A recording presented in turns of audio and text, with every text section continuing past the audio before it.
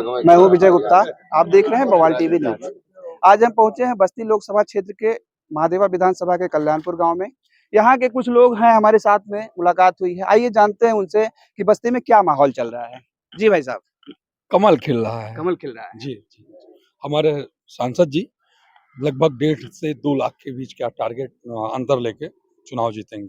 कैसे आप कह सकते हैं? इसका कारण है मतलब जनता के 3 ही मुद्दे होते हैं, बिजली, पानी, मकान, और इस तीनों मुद्दे पे हमारी सरकार को 100 में 100 अंक है। आप कहीं नहीं मना कर सकते।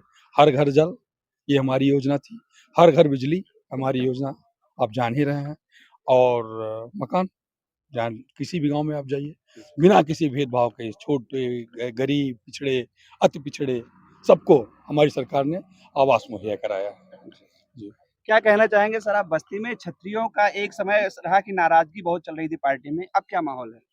अपने परिवार में लोग नाराज होते फिर घूम के परिवार में आते हैं। परिवार के लोग जब अपनी गलती का एहसास कर लेते हैं तो परिवार के लोग पुनः परिवार में आ जाते हैं। वही यहाँ भी हुआ है।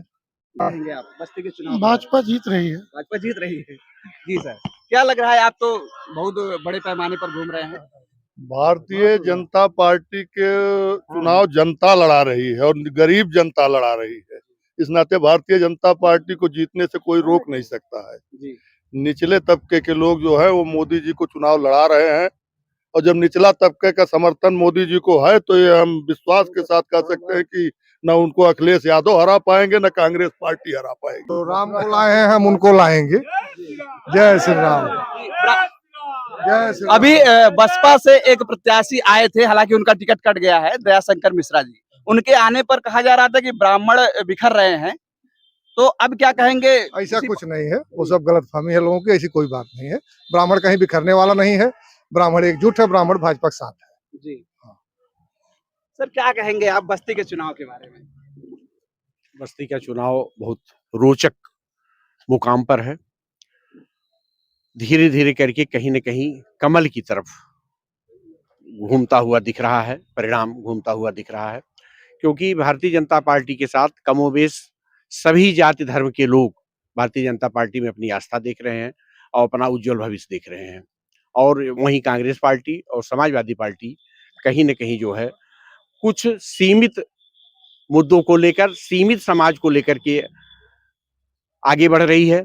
ऐसे में चुनाव सर्व समाज के रूप में भारतीय जनता पार्टी को समर्थन मिल रहा है और भारतीय जनता पार्टी के पक्ष में भी परिणाम आने की पूरी संभावना बन रही है। जी, 2014 के पहले के भारत और आज के भारत में क्या अंतर है? बहुत ज्यादा बदलाव हो गया है। गरीब, किसान, मजदूर, महिला, पुरुष, सबका यह भारत है।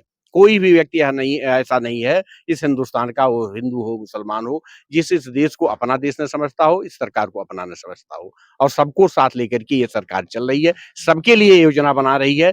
एक एक व्यक्ति के दर्द को ये सरकार समझ रही है।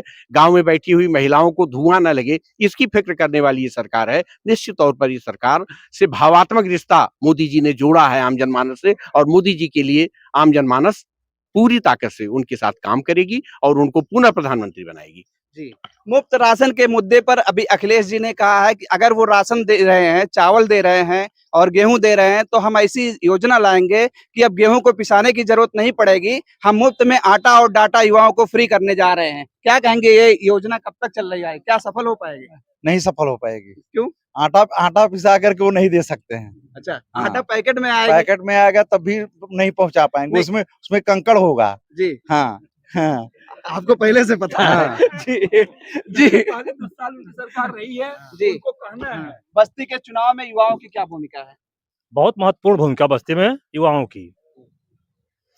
वो राम जन्मभूमि को लेकर के और अन्य मुद्दों को लेकर के क्षेत्र में जितने विकास हुए हैं, उन मुद्दों को लेकर के युवाओं में बहुत ज्यादा विकास है, बहुत ज्यादा उत्साह है। जी, तो ये रहे यहाँ के लोग जो कि अपनी पार्टी के समर्थन में दिन रात एक किए हुए। 30 तारीख को यहाँ पर वोटिंग होनी है और 4 जून को मतगणना होगी। इसके बाद बस्ती की तस्वीर एकदम साफ हो जाएगी कि यहाँ की जनता किसको अपना सरताज बनाकर दिल्ली भेजती है और कौन प्रधानमंत्री पद पर बैठता है। तब तक के लिए नमस्कार।